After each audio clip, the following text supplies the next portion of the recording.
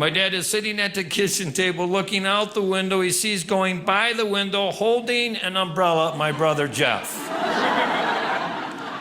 And he hit the ground hard.